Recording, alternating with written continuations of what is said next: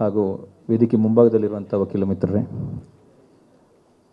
Advocates for new Bharat ಈ ಒಂದು ಕಾರ್ಯಕ್ರಮವನ್ನು ನಮ್ಮ ಆತ್ಮ ಹಿರೇಮಠ್ ಮತ್ತು ತುಷಾರ್ ಇವರೆಲ್ಲ ಸಂಘಟಕರು ಸೇರಿಸಿ ವಕೀಲರಾದ ನಾವು ನಮ್ಮ ಜವಾಬ್ದಾರಿ ಏನು, ಇಂಥ ಒಂದು ಸಂದರ್ಭ ಬಂದಾಗ ಧರ್ಮದ ಮೇಲೆ ಆಕ್ರಮಣ ಆದಾಗ, ಧರ್ಮದ ಮೇಲೆ ನಮ್ಮವರೇ ಆಕ್ರಮಣ ಮಾಡಿದಾಗ ಅಥವಾ ಹೊರಗಿನವರು ಆಕ್ರಮಣ ಮಾಡಿದಾಗ ನಾವೇನು ಮಾಡಬೇಕು, ನಾವೇನು ಮಾಡ್ಬೋದು ಅನ್ನುವಂಥ ವಿಚಾರದ ಬಗ್ಗೆ ನಾವು ಒಂದಷ್ಟು ಹೊತ್ತು ನಾವೆಲ್ಲ ಕೂತು ಚರ್ಚೆ ಮಾಡಬೇಕು ಅನ್ನೋ ಕಾರಣಕ್ಕೆ ಆಯೋಜನೆ ಮಾಡಿದ್ದೀವಿ ಕಾರ್ಯಕ್ರಮನ. ನಾನು ಕೂಡ ನಿಮ್ಮಲ್ಲಿ ಒಬ್ಬನೇ ಹೊರತು ನಾವೇನು ಮುಖ್ಯ ಅತಿಥಿಗಳಂತ ಏನಿಲ್ಲ. ಆದರೆ ಸಮಯದ ಪರಿಧಿಯಲ್ಲಿ ಒಂದು 4 ಮಾತು ಸಾಂದರ್ಭಿಕವಾಗಿ ಮಾತಾಡಬೇಕಾಗಿದೆ. ಈ ಷಡ್ಯಂತ್ರಗಳ ಬಗ್ಗೆ ಚಕ್ರವರ್ತಿಯವರು ವಿಸ್ತೃತವಾಗಿ ಮತ್ತೆ ಹೇಳ್ಬೋದು. ಆದರೆ ಒಂದೆರಡು ವಿಷಯಗಳು ವಕೀಲರಾಗಿ ನಾವು ನಮ್ಮ ಪಾತ್ರ ಏನಿರ್ಬೋದು ಅಂತ, ನಾವು ಯಾರು ಕೂಡ ಏನು ಈ ಕಾನೂನಿನ ವಿಷಯ ಆಗಿರ್ಬೋದು ಅಥವಾ ಧರ್ಮದ ಮೇಲೆ ಅಥವಾ ಸಂವಿಧಾನ ಧರ್ಮದ ಬಗ್ಗೆ ಏನು ಹೇಳಿದೆ ಇದನ್ನು ಯಾರು ಕೂಡ ನಾವು ಗೊತ್ತಿಲ್ಲದವರೇನಲ್ಲ. ನಾವೆಲ್ಲ ಪ್ರಾಜ್ಞರಿದ್ದೀವಿ, ತಿಳ್ಕೊಂಡಿದ್ದವರಿದ್ದೀವಿ, ತಿಳುವಳಿಕೆ ಇರುವವರಿದ್ದೀವಿ.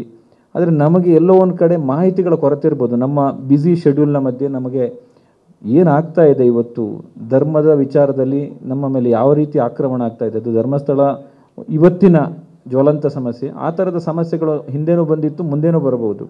ಹಾಗಾಗಿ ವಕೀಲರಾದ ನಾವು ವಿಷಯವನ್ನು ತಿಳ್ಕೊಂಡ್ರೆ ನಾಳೆ ಸಮಾಜದ ಮಧ್ಯೆ ಅದನ್ನು ಹೇಳುವಂಥವರು ನಾವು, ಮತ್ತು ಸಮಾಜದಲ್ಲಿ ಒಂದು ಅಭಿಪ್ರಾಯವನ್ನು ಮೂಡಿಸುವಂಥವರು.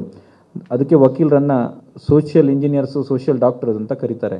ಸಮಾಜಕ್ಕೆ ಬಂದಿರತಕ್ಕಂಥದ್ದು, ಇವತ್ತು ನಮ್ಮ ಧರ್ಮಕ್ಕೆ ಬಂದಿರತಕ್ಕಂಥದ್ದು ಒಂದು ರೋಗ, ಇದೊಂದು ಕಾಯಿಲೆ. ಈ ಥರ ಧರ್ಮದ ಮೇಲೆ ಅಟ್ಯಾಕ್ ಮಾಡುವಂಥದ್ದು ಅಥವಾ ಧರ್ಮ ಅಥವಾ ಯಾವುದೋ ವ್ಯಕ್ತಿಗಳ ಕ್ಷೇತ್ರದ ತೇಜೋವಧೆ ಮಾಡುವಂಥದ್ದು ಒಂದು ಕಾಯಿಲೆ.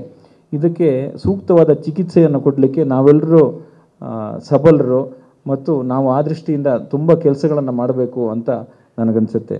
ಯಾಕೆಂದರೆ ಧರ್ಮವನ್ನು ಆಚರಣೆ ಮಾಡೋದು ಮತ್ತು ರಕ್ಷಣೆ ಮಾಡೋದು ಎರಡೂ ಕೂಡ ಸಂವಿಧಾನದತ್ತವಾದ ನಮ್ಮ ಹಕ್ಕು. ಅದಕ್ಕೆ ಬೇಕಾದಂಥ ರೀತಿಯಲ್ಲಿ ನಾವು ಏನೆಲ್ಲ ನಮ್ಮ ಕಡೆಯಿಂದ ಮಾಡ್ಬೋದು. ವಕೀಲರಾಗಿ ಒಂದಷ್ಟು ನಾವು ಡೆಫಮೇಷನ್ ಕೇಸ್ಗಳನ್ನು ಹಾಕ್ಬೋದು, ನಾವು ಲೇಖನಗಳನ್ನು ಬರಿಬೋದು, ಅಲ್ಲಲ್ಲಿ ಜಾಗೃತಿಗಳನ್ನು ಮೂಡಿಸ್ಬೋದು. ನಮ್ಮ ಕೈಲಾದ ಏನು ಸೇವೆಗಳನ್ನು ಅಥವಾ ಒಂದು ಸಹಕಾರವನ್ನು ಇಂತಹ ಧರ್ಮ ಕಾರ್ಯಕ್ಕೆ, ಪುಣ್ಯ ಕಾರ್ಯಕ್ಕೆ ಕೊಡಬೇಕು ಅಂತ ಹೇಳ್ತಾ, ಮಿತ್ರರಾದ ಚಕ್ರವರ್ತಿ ಸೂಲಿಬೆಲೆಯವರು ವೈಚಾರಿಕವಾಗಿ ವಿಚಾರ ಮಂಡನೆಯನ್ನು ಮಾಡಲಿ ಅಂತ ಹೇಳ್ತಾ ನನ್ನ ಮಾತುಗಳನ್ನು ಮುಗಿಸ್ತೀನಿ. ನಮಸ್ಕಾರ. ನಿಖರ ಸುದ್ದಿ, ಸದಭಿರುಚಿಯ ಕಾರ್ಯಕ್ರಮ. ನೀವು ನೋಡ್ತಾ ಇದ್ದೀರಾ ಕಹಳೆ ನ್ಯೂಸ್, ಸಮಾಜದ ಜಾಗೃತಿಗಾಗಿ ವಸ್ತುನಿಷ್ಠ ವರದಿ.